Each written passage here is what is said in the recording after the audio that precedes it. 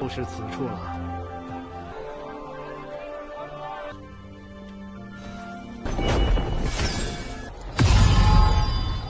见过天津真人。行了，老鬼10万灵石，比喻灵石10万，是不要。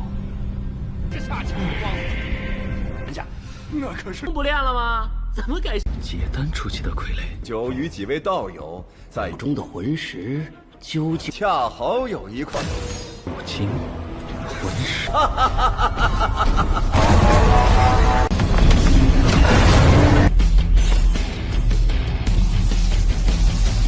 我抢夺了你的傀儡炼制之法，便是道友的了。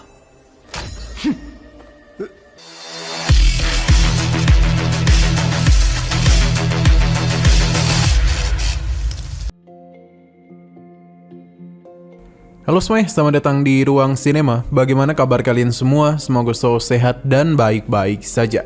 Sesuai jadwal, jadi pada hari ini kita akan kembali melanjutkan series Donghua A Record of MotorJourney to Mortality season keempat episode terbaru. Yang mana ini adalah episode yang ke-45 atau yang ke-169. Sebelum kita mulai, lebih baik kita lihat lagi apa saja yang terjadi pada episode sebelumnya. Nanlong telah memaksa Hanli untuk menerima tantangannya agar beradu kesadaran spiritual, yang mana jika Hanli menolak maka ia harus memberikan mumu kepadanya. Tantangan itu dimaksudkan untuk merebut mumu dari tangan Hanli. Jika Hanli menang, Nanlong juga akan memberikan selirnya kepadanya. Hanli menerima tantangannya, tapi dia tidak mau menerima selirnya. Alhasil, mereka berdua pun mulai beradu kesadaran spiritual, yang mana Hanli bisalah mengimbangi kekuatan Nanlong. Perlu diingat kalau Nanlong sudah lebih dahulu naik ke tingkat Nation Soul, setidaknya sudah 300 tahun, berbanding terbalik dengan Hanli yang baru 3 bulan saja. Tapi dalam kesadaran spiritual, Hanli bisa mengimbanginya. Ini tentu saja mengejutkan Tetua Lu. Hingga pada akhirnya pertarungan ini pun berhenti, tidak ada yang menang di sana. Nanlong bersama Hanli sepakat untuk melupakan hal itu, dan ia juga memberikan Hanli sebuah plat giok. Sekarang kita akan melanjutkan episode terbarunya. Setelah perjalanan yang cukup panjang, pada akhirnya Hanli bersama yang lainnya pun telah tiba juga di Tiantianjiang, sebuah kota yang benar-benar sangatlah besar. Bahkan Hanli sendiri cukup terkejut.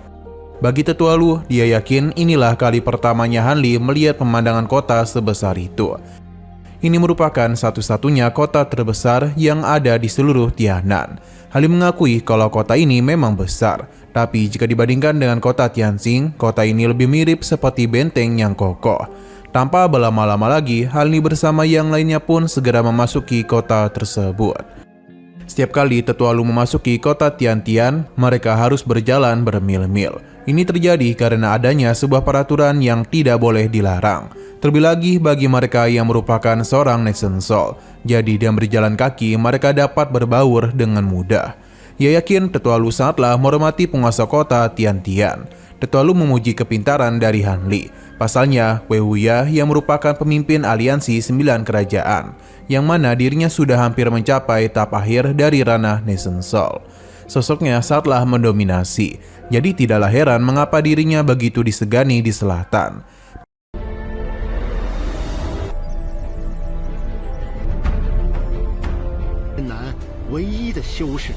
Beberapa saat kemudian, perjalanan teruslah mereka lakukan, di mana kini mereka melihat ada begitu banyak prajurit yang berjaga. Mumu begitu penasaran mengenai apa yang terjadi. Tetua Lu menjelaskan kalau tempat ini terus-menerus mengalami peperangan. Mereka haruslah berhati-hati terhadap orang-orang klan Mulan.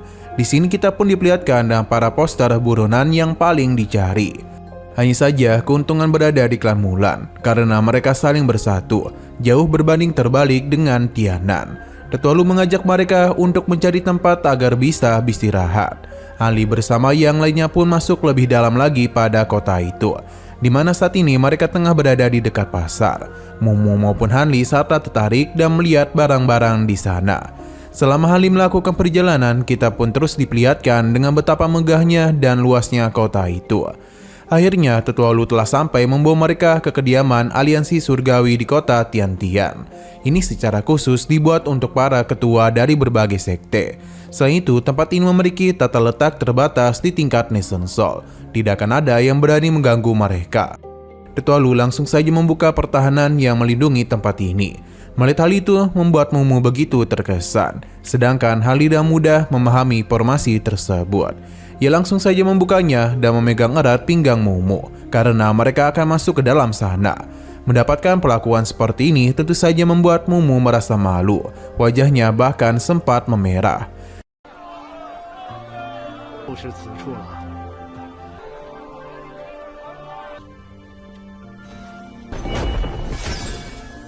Sesaat kemudian mereka bertemu dengan bocah naga api yang Tetua Lu panggil sebagai Tetua Lan. Ia pun segera memperkenalkan Hanli yang merupakan tetua tertinggi dari sekte Luoyuan. Seharusnya cerita ini sudah menyebar, jadi Tetua Lu tidak akan memperkenalkannya terlalu dalam. Hanli maupun Tetua Lan saling menyapa satu sama lain. Terlebih lagi mereka dulu pernah bertemu. Di saat Hanli melakukan kenaikan, dirinya dapat dengan jelas merasakan fluktuasi energi yang begitu besar dari sekte Luoyuan. Tetua Lan memuji Hanli dan tidak heran mengapa saat itu dia bisa dengan mudah menyembunyikan kekuatannya. Hanli meminta maaf karena kala itu dia sudah masuk ke pohon suci. Namun tujuannya ke sana bukanlah memiliki niatan jahat dan hanya ingin melihat-lihat saja. Jadi Hanli harap mereka tidak berpikiran yang tidak-tidak kepadanya. Tetua Lan sempat memikirkan perkataannya, tapi dia tidaklah memperpanjang masalah itu. Karena baginya keberadaan pohon suci memang adalah hal yang luar biasa. Selain itu, Tetua Lan percaya dengan semua perkataannya. Di sini Tetua Lan memberitahu kalau dia berencana pergi ke pelelangan naga emas karena di sana akan ada acara pertemuan dan pertukaran antara kultivator Nation Soul. Tetua Lan pun berencana mengajak mereka. Berhubung tujuan Hanli kemari memang adalah hal itu, jadi Tetua Lu menganggap ini merupakan kesempatan baginya karena cukup jarang langsung terjadi acara pertukaran. Ia yakin Tetua Cahaya akan menyesal karena tidak pergi bersama mereka. Berhubung Hanli akan mengikuti acara itu, Mumu memilih untuk tinggal di sini. Hanli paham, jadi dia pun meninggalkan Liontin Giok yang sudah diresapi oleh kekuatannya. Dengan hal itu, maka Mumu bisa dengan mudah keluar masuk dari tempat ini tanpa kehadirannya. Hanli bersama yang lainnya pun pergi, sedangkan Mumu masihlah begitu senang dengan perhatian yang Hanli berikan kepadanya. 怎么可算来着了呀？ 这玉佩已注入灵力。 Di perjalanan, Tetua Lan memberitahu kalau tempat ini tidak begitu jauh. Benar saja, sesaat kemudian mereka pun telah tiba. Tapi dari penampilan luarnya membuat mereka agak ragu. Apakah ini memang pertemuan para Yuan Ying? Tetua Lan menenangkan mereka karena orang tua itu saatlah suka bermain trik. Jadi dia pun mengajak mereka untuk langsung masuk saja. Tapi dari sisi manapun tempat ini layaknya seperti restoran yang biasa. Tidak ada tanda-tanda pertemuan yang akan dilakukan. Hingga Tetua Lan pun melakukan sesuatu yang mana ini sepertinya merupakan sebuah kode rahasia. Seketika saja waktu pun mulai berhenti, di mana hal ini tentu saja dilakukan oleh seorang kultivator yang kuat. Tetua Lu menyadari kalau sosok di hadapannya bukanlah seorang manajer. Dia pun memperkenalkan dirinya karena beliau itu adalah Master Tianjin. Selain itu, dirinya juga memperkenalkan Hanli yang baru saja bergabung dengan sekte Luoyuan mereka. Hanli memperkenalkan dirinya tapi bukan kepada manajer itu, melainkan kepada pelayan yang ada di sampingnya. Hanli pun memanggilnya sebagai Master Tianjin. Di mana ini tentu saja mengejutkan Tetua Lu dan juga Master Tianjin. Pasalnya Hanli bisa tahu yang mana dirinya. Sedangkan sosok manajer itu hanyalah sebagian kecil dari kekuatan Master Tianjin. Dia pun memberikan pujian terhadap kesadaran spiritualnya. Inilah Master Tianjin yang berada di puncak fase pertama ranah Yuan Ying atau Nation Soul. Ia pun menghilangkan semua pelanggan dan mengajak mereka pergi karena acara akan segera dimulai. Tapi sebelum itu dia memberikan mereka topeng dulu agar bisa menyembunyikan identitas dengan baik. Dia menanyakan apakah Tetua Lan juga membutuhkan topeng ini. Tapi dengan penampilannya sekarang mereka semua sudah tahu siapa dirinya. Setelah perkataan itu, mereka pun pergi ke sebuah tempat.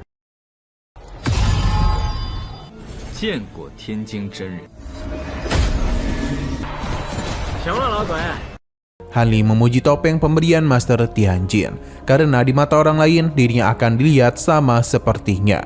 Pada akhirnya kita pun diperlihatkan dengan tempat sesungguhnya dari acara pertemuan.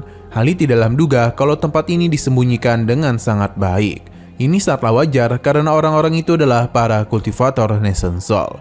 Di sini hanya Tetualan saja yang tidak memakai topeng, sedangkan yang lainnya menggunakan topeng. Jadi wajah mereka pun sama seperti Master Tianjin. Sedangkan keberadaan Tetualan tentu sudah diketahui. Ada begitu banyak kultivator yang datang di sana, yang membuat Hanli senang karena menemukan tempat yang cocok. Mereka pun pergi ke ruangan yang kosong. Bagi Hanli, orang-orang yang ada di sini bukanlah Master Yuanying sembarangan. Ia penasaran seberapa kuatkah mereka.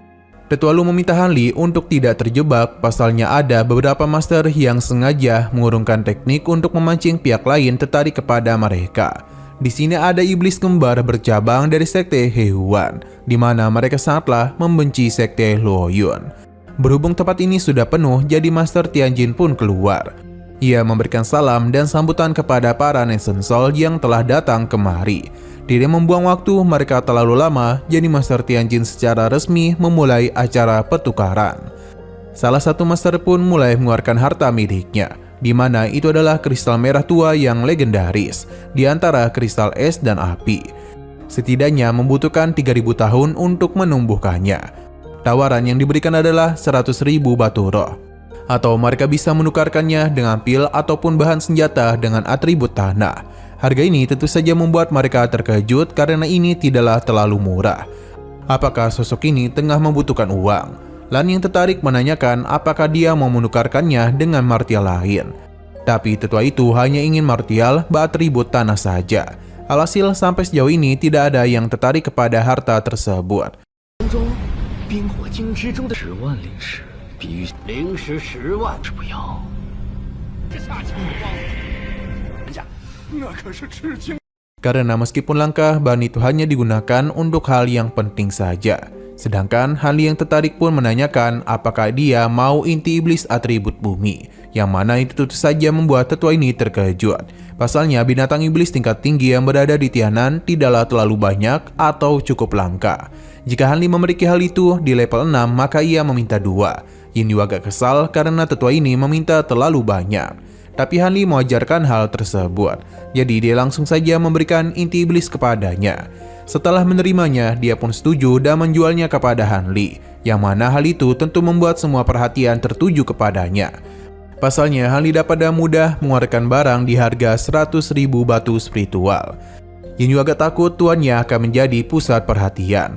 Tapi Hanli tidaklah merasa terancam, karena meskipun nantinya dia berhadapan dengan Yuanying tahap menengah sekalipun, dia bisa dengan mudah mengatasinya, karena Hanli memiliki cara untuk melawannya.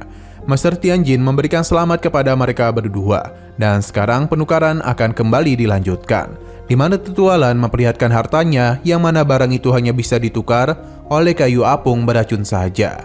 Nah, pertukaran pun teruslah berjalan di antara para ketua, yang mana satu persatu di antara mereka mulai menukarkan barang yang diinginkan kepada para tetua lainnya.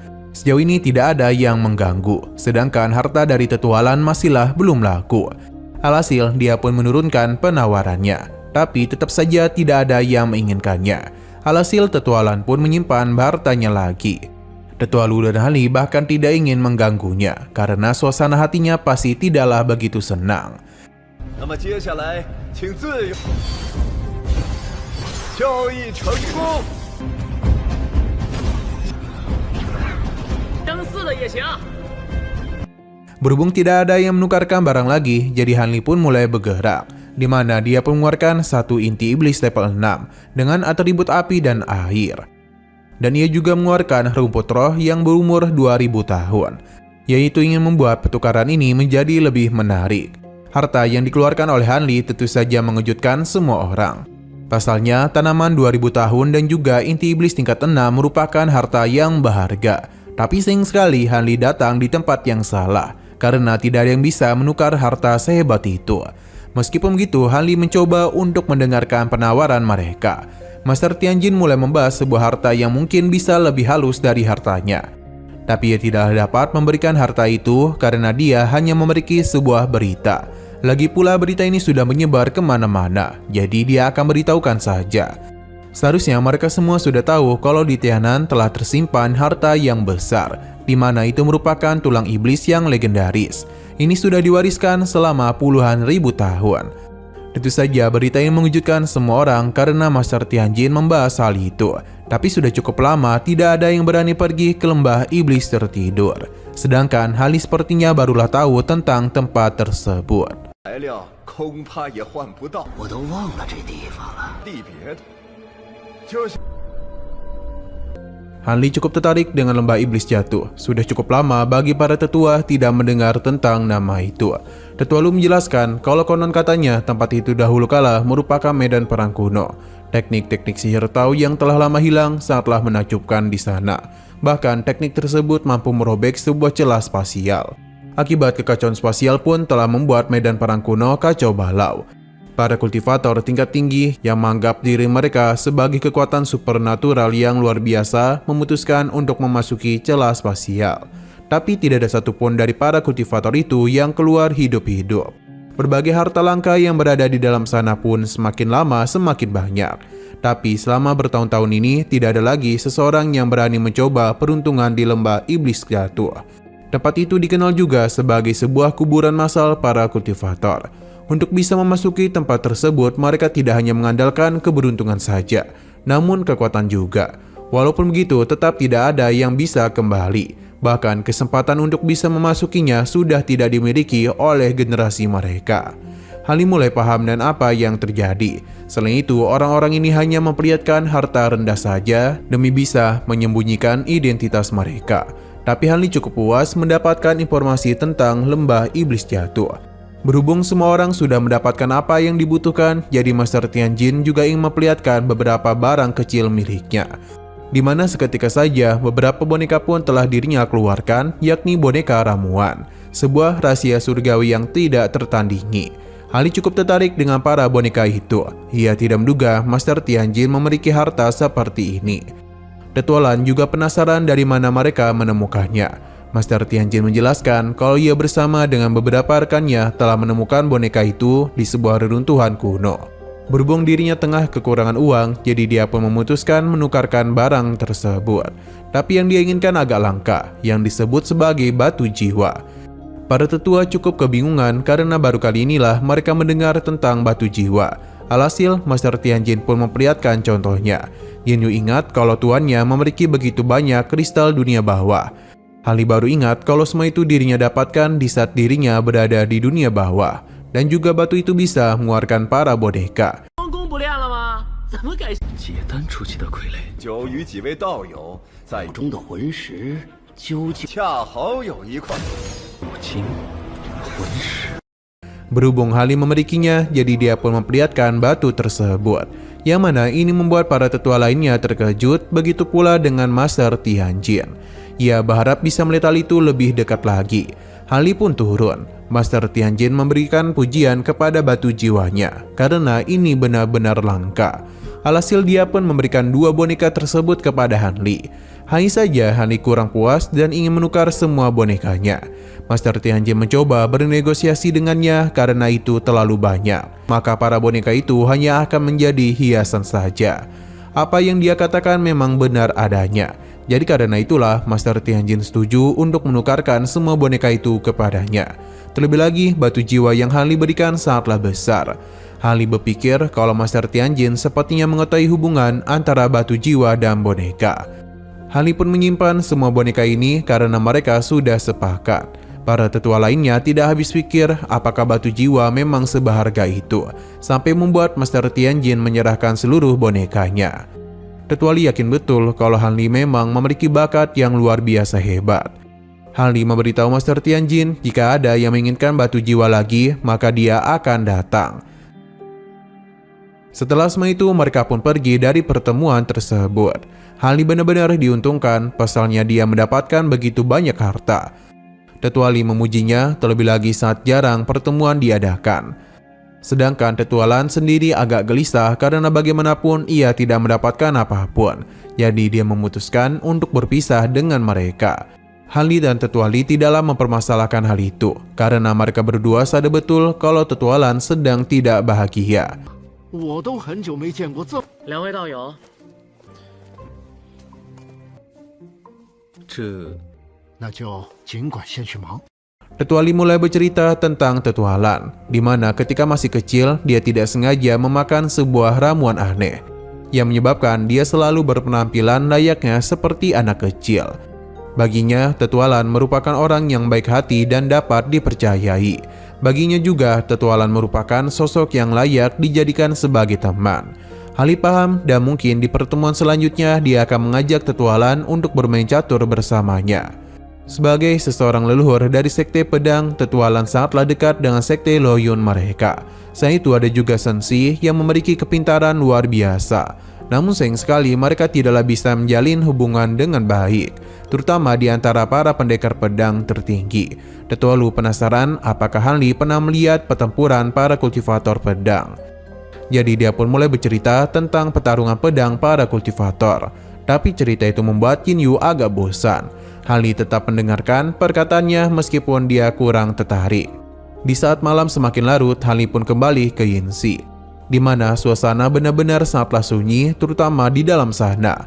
Di saat baru saja masuk, Han Li pun kembali ke tempat sebelumnya. Namun jauh di dalam sana terdapat satu tempat lagi, yang mana suasana benar-benar sangatlah mencekam. Han Li pun datang untuk memenuhi undangan sebelumnya. Seketika saja sebuah tawa pun terdengar, di mana lampu-lampu di tempat itu juga mulai menyala. Han Li yakin betul kalau latar belakang dari Master Tianjin tidaklah sembarangan, karena bisa mengadakan pertemuan di kota ini. Master Tianjin pun datang sambil menyambut kedatangannya kemari. Hanya saja dia itu mengeluarkan para naganya yang seakan-akan dia ingin bertarung dengan Han Li. Ia pun memuji keberaniannya karena meskipun hanyalah seorang Nation Soul biasa, namun datang seorang diri. Apakah dia itu tidak takut jika dirinya mengambil paksa batu jiwanya? Bahkan para naga Master Tianjin sudah mulai mengepungnya. Han Li tidaklah takut dan menganggap ini sangat menarik. Sambil memainkan batu jiwa, Han Li pun mulai memperlihatkan kalau dirinya juga bisa melakukan penyerangan kepada Master Tianjin. Pasalnya, pedang-pedang guntur surgawinya sudah melakukan pengepungan kepada semua naganya. Semua ini tentu tidak pernah disangka olehnya.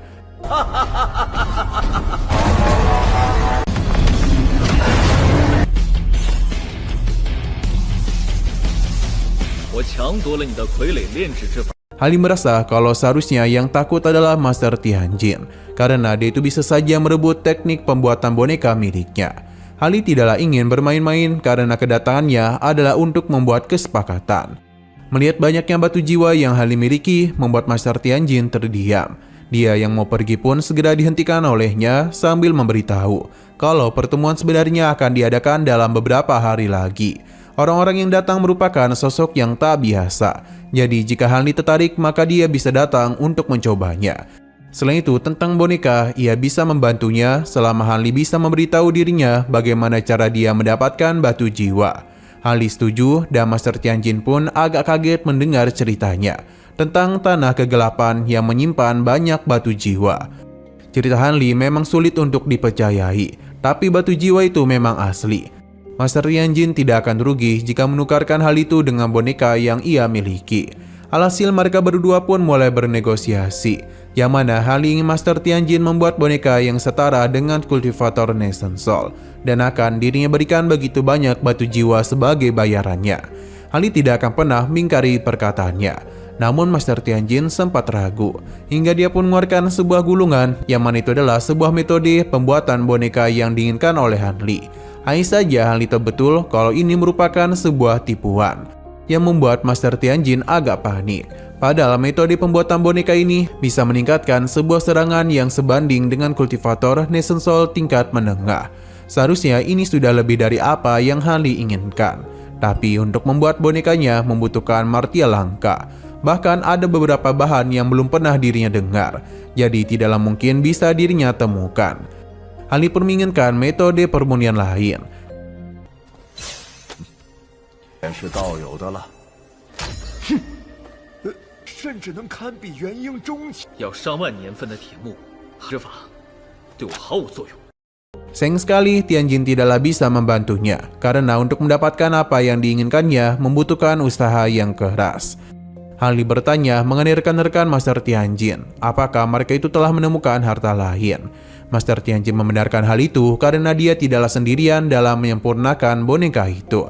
Selain itu, rekannya mendapatkan 2 Furpufur Master yang setengah jadi di runtuhan kuno. Mereka akan memasukkan batu jiwa ke dalamnya, di mana hal itu akan selesai. Master Tianjin pun menyerahkan para boneka ini kepadanya, sedangkan batu jiwa yang tersisa juga dia minta. Ali pun memberikan semua itu, dan kesalahan tadi murni adalah kesalahannya yang tidak melakukan pemeriksaan lebih dahulu. Tapi Ali tidaklah menyesal dan pergi. Ternyata Master Tianjin memang sengaja menjebaknya. Setelah keluar dari tempat itu, Yin Yu juga tahu kalau Master Tianjin mencoba untuk menipu tuannya. Tapi untung saja akting Ali sangatlah hebat. Pasalnya bahan-bahan yang diperlukan bisa dan mudah dia temukan. Bahkan kayu ulin 10.000 tahun yang sulit ditemukan oleh orang lain dapat dirinya atasi dengan botol hijau miliknya. Bahkan bahan-bahan lainnya sudah dirinya temukan di Istana Sutian. Dengan semua itu, maka bukan tidak mungkin Hali bisa membuat boneka yang memiliki serangan setara dengan Yuan Ying. Semakin banyak kartu andalan yang Hali miliki, maka semakin baik juga. Yin Yu memuji kepintaran tuannya. Hali pun akan pergi menemui Master Pembaruan, karena dia harus fokus dalam permunian senjatanya. 对别人来说不太可能。底牌，虚天星主人，本命法宝的威，这全力攻击相当。真是想太多了。不过刚才。 Beberapa hari kemudian, pameran dagang secara resmi telah dimulai, di mana acara itu benar-benar sudah dinantikan oleh banyak orang. Bahkan terdapat perayaan yang dilakukan. Di sepanjang jalan kota terdapat banyak orang yang berjualan barang-barang, mau itu pil, senjata, teknik, dan yang lainnya. Semuanya berada di sana. Hari demi hari pun teruslah berlalu, di mana Hali terus berjalan di kota untuk mencari barang yang dia perlukan. Hanya saja harga di sana terlalu tinggi. Yin Yu sangat kesal karena sebelumnya orang-orang itu meminta hal yang terlalu berlebihan. Lumpur ilahi pakaian transformasi yang legendaris. Meskipun begitu, Hali tetap menyanggupinya karena dia itu telah mendapatkan beberapa tambahan bahan untuk membuat boneka. Jadi Hali dan Yin Yu akan terus mencari hal yang bisa membantu mereka. Yin Yu tidak habis pikir, padahal Hali sudah mencapai tingkat Nation Soul, namun tetap ada beberapa hal yang dia khawatirkan. Di sini Hali merasakan sesuatu yang tidak begitu asing, di mana itu adalah rekannya dari sekte Lohyun. Sepertinya dia itu tengah terlibat dalam masalah dengan seorang pemilik toko, karena dia itu telah dituduh mencurkan barang jualan. Jadi pemilik toko meminta ganti rugi kepadanya. Akibat keributan itu membuat banyak orang berkumpul. Hali tidak menduga dia akan di sana. Jadi dia pun memutuskan untuk pergi ke sana untuk melihat apa yang terjadi. 走吧，去福禄店转转。刮完了，那你弄过？他也来了。 Namun sayang sekali episodenya pun harus bersambung dulu. Nah, sepertinya ini adalah akhir dari season keempatnya dan mungkin akan lanjut di tahun depan. Jadi sampai di sini saja. Oke, sekian dulu pada video kali ini. Untuk video selanjutnya akan segera hadir. Jadi bagi kalian yang mengikuti series ini, langsung saja klik subscribe dan aktifkan loncengnya. Terima kasih yang sudah menonton video sampai habis. Jika kalian suka pada video ini, klik like dan share ke teman-teman kalian tentang channel ini. Dan ditunggu aja kelanjutannya. Oke, sampai jumpa di video selanjutnya.